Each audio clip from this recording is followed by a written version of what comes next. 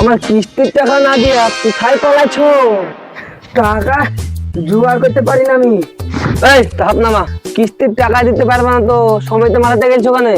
সব টাকা খরচ হয়ে গেছে। টাকা কিসে খরচ হয়েছে? সব সংসারে খরচ হয়ে গেছে। এই মিথ্যে কথা বলবি না, টাকা আমি দিয়ে দেবো। আর একবার লোন দেন। আবার লোন? লোন নিয়ে কি করবি? এই টাকা তো দিতে চাচ্ছিস না। এবার লোন নিবো, যে জুয়া খেলবো, জিতবো, সব টাকা শোধ করে দেবো। এই তুই আমার দলে ডুবে দিছিলি, জুয়া খেলে জিতবো, তো জিততে পারিস কি জানে? টাকা দে আমাকে, টাকা দে। আরে আমি জুয়া খেলছিলাম, তোর মিথ্যা করে হারিয়ে দিয়েছে। আপনি তো আমার পেছনে পিস্তলে ধরে পেয়েছেন, ওরা আমাকে মিথ্যা করে হারিয়ে দিয়েছে। ওদের পিছনে পিস্তলে ধরে পেয়েছেন না? আমি ওদেরকে চিনি, আমি ওদেরকে দেখেছি, আমি পকেট লেন দিয়েছি, তুই আমাকে টাকা দে। আর একবার লোন দেন, আমি 100% জুয়াতে জিতবো। আমি এই এলাকার মাটি শপথ করছি, এই এলাকার কেউ লোন দেবো না। এটা মাটি না, কুকুরের গু, কুকুরের।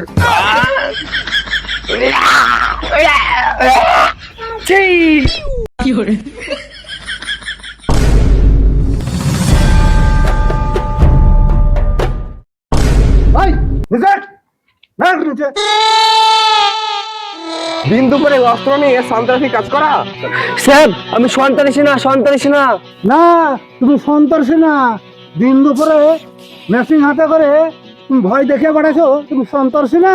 না না, তুমি সন্ত্রাসী না, তুমি এলাকার জামাই। আরে আমি এলাকার জামাই না, সমিতির লোক, সমিতির কিস্তির টাকা নিতে এসেছি। কিস্তির টাকা নিতে এসছো, তা হাতে পিস্তল কেন? আমি জীবনে খাতা কলম নিয়ে লোকের পিছনে অনেক ঘুরেছি, কেউ কিস্তির টাকা দেয়নি।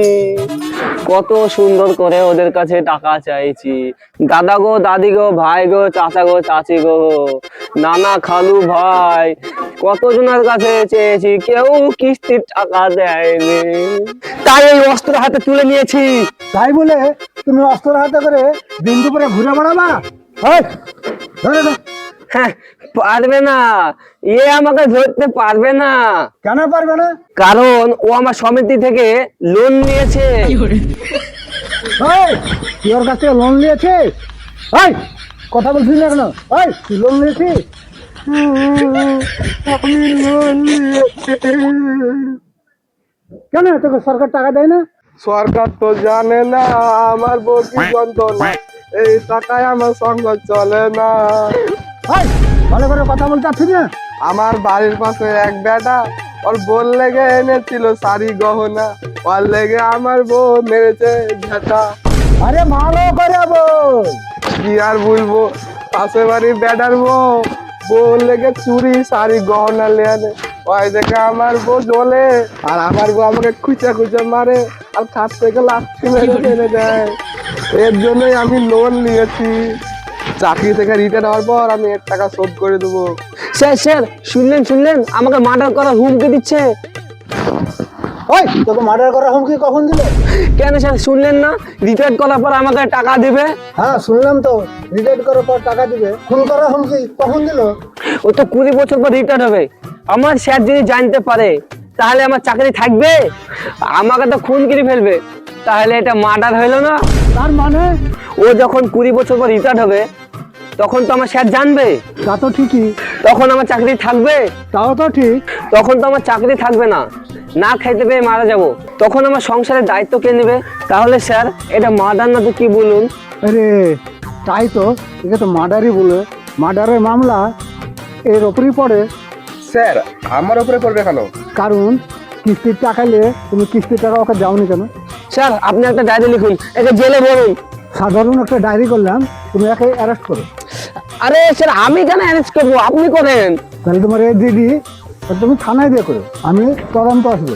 স্যার একটু সামনে আসেন দিনি, আমার হাতটা শুনে। তোমরা যাও যাও যাও যাও।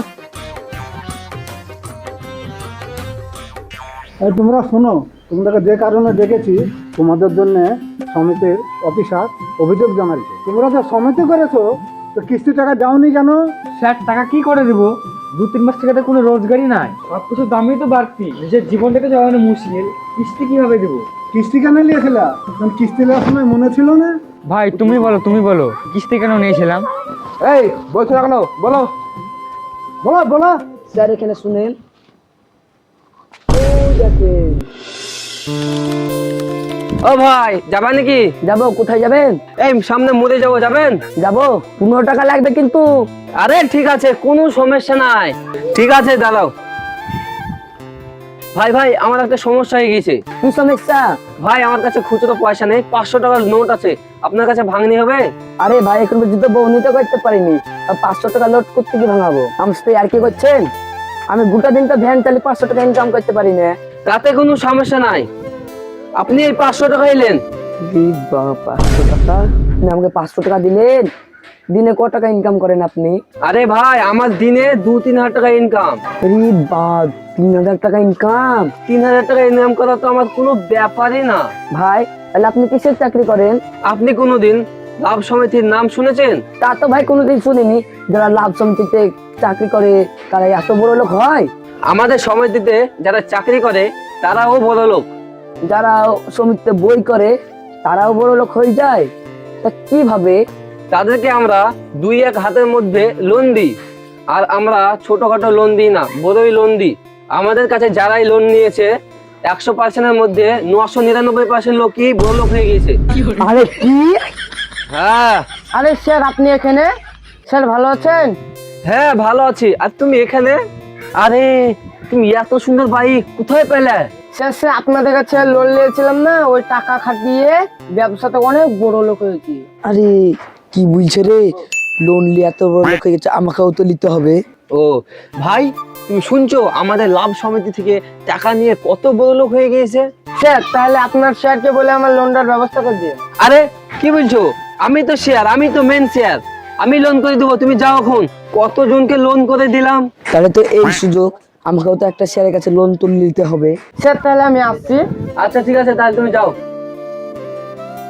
স্যার তাহলে আমাকে একটা লোনের ব্যবস্থা করে দিন। স্যার তাহলে তোমার কিস্তি করে দেবো, সপ্তাহে সপ্তাহে কিন্তু 2,000 টাকা করে লাগবে, তুমি দিতে পারবা?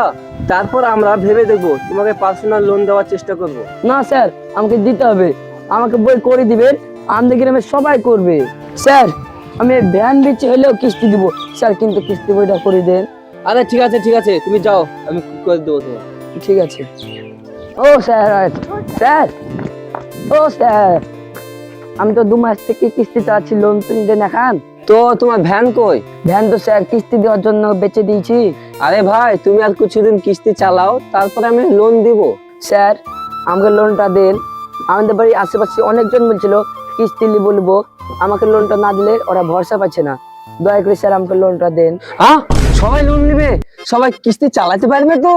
হ্যাঁ হ্যাঁ পারবে, যেরকম আমি ভ্যান বেচে কিস্তি দিচ্ছি, অনেক ছাগল, গরু, ভেড়া, মোষ। আরে থামো থামো, আমি তোমাদের লোন করে দেবো। স্যার তাহলে আমরা গ্রামে যাই বলছি। ঠিক আছে স্যার, তাহলে আমরা আসছি। ঠিক আছে যাও। হ্যাঁ স্যার আসছি।